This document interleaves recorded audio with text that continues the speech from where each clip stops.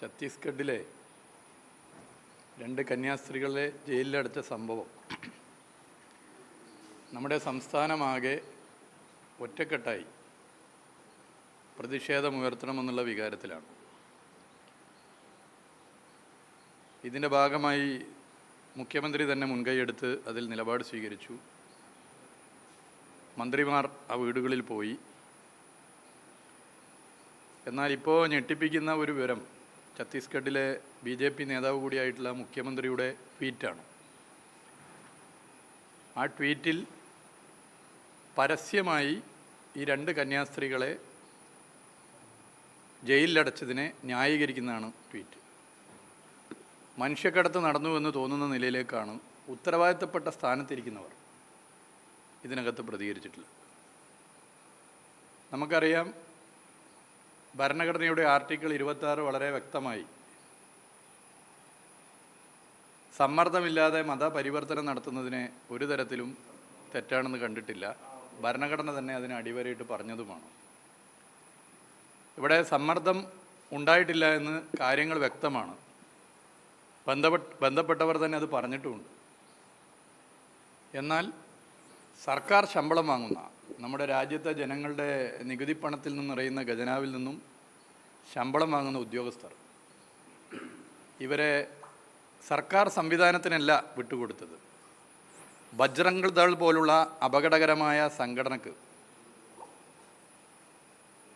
എറിഞ്ഞുകൊടുക്കുന്ന സ്ഥിതിയാണ് ഉണ്ടായിട്ടുള്ളത്. വളരെ ഗൗരവമേറിയ പ്രശ്നമാണ്. ആ ഉദ്യോഗസ്ഥരുടെ പേരിൽ കർശന നടപടി സ്വീകരിക്കേണ്ടതാണ്. യഥാർത്ഥത്തിൽ ഇവിടെ ജയിലിലായത് 2 കന്യാസ്ത്രീകളല്ല, ജയിലിലായത് ഇന്ത്യയുടെ ഭരണഘടനയാണ്. ഇന്ത്യയുടെ ഭരണഘടന വളരെ നല്ല നിലയിൽ സെക്യുലറിസത്തെക്കുറിച്ച് പറഞ്ഞത്, അടിവരയിട്ട് പറഞ്ഞത് നമ്മുടെ മുമ്പിലുണ്ട്. എന്നാൽ ഇത് ഒരു ഒറ്റപ്പെട്ട സംഭവമായിട്ട് നമുക്ക് കാണാൻ വേണ്ടി സാധിക്കില്ല. നരേന്ദ്രമോദിയുടെ നേതൃത്വത്തിൽ BJP ഗവൺമെൻറ് 2014 മുതൽ അധികാരത്തിൽ വന്നതിന് ശേഷം ക്രിസ്ത്യൻ പുരോഹിതർക്ക് നേരെയും മതന്യൂനപക്ഷങ്ങൾക്ക് നേരെയുമുള്ള അക്രമം ശക്തിപ്പെട്ടു വരികയാണ്. അതിന് എണ്ണമൊന്നും ഞാൻ പറയുന്നില്ല, നിങ്ങളുടെ കയ്യിലുണ്ടോ, വലിയ നിലയിൽ വർദ്ധിച്ചിരിക്കുകയാണ്. ഒരു ഭീതി പരത്തുകയാണ്.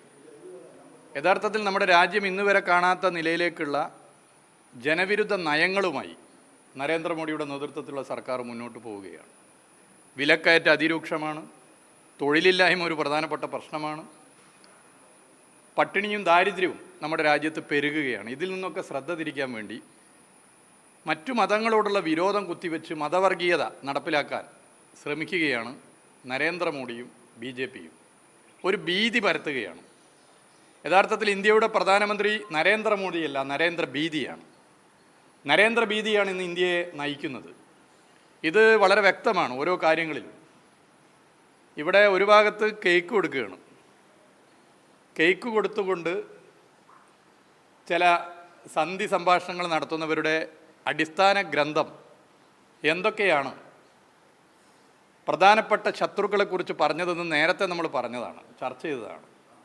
അപ്പോൾ ഇത് വളരെ ബോധപൂർവം യഥാർത്ഥ അജണ്ടകളിൽ നിന്നും വഴിമാറ്റാൻ കേന്ദ്ര സർക്കാരിൻ്റെ നിലപാടാണ്. ഇതൊരു ഒറ്റപ്പെട്ട സംഭവമല്ല. ഇത് ഛത്തീസ്ഗഡിൽ മാത്രമുള്ള സംഭവമല്ല, ഇന്ത്യയിലെ പല സംസ്ഥാനങ്ങളിലും ഇത് നടക്കുന്നു. മഹാരാഷ്ട്രയിലെ ഒരു MLA ശ്രീ ഗോപി എന്നാണ് പേരെന്നാണ് എനിക്ക് തോന്നുന്നത്. അദ്ദേഹം കന്യാസ്ത്രീകളെയും ക്രിസ്ത്യൻ പുരോഹിതന്മാരെയും ആക്രമിച്ചാൽ 3 ലക്ഷം മുതൽ 11 ലക്ഷം വരെ ഇനാം പ്രഖ്യാപിച്ചിട്ടുണ്ട്. അപ്പോൾ ഇന്ത്യയിലെ ഓരോ സംസ്ഥാനങ്ങളിലും നമുക്കിത് കാണാൻ വേണ്ടി സാധിക്കും. ഇതിൽ നിന്ന് വ്യത്യസ്തമായി നിൽക്കുന്ന ഒരു സംസ്ഥാനം ഇടതുപക്ഷം ഭരിക്കുന്ന കേരളമാണ്.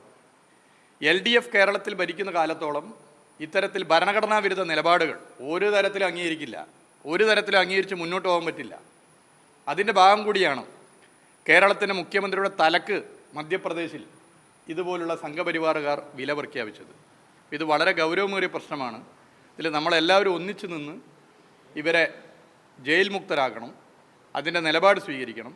എല്ലാവരും ഒന്നിച്ചു നിന്ന് മുന്നോട്ട് പോകേണ്ട വിഷയമാണ്.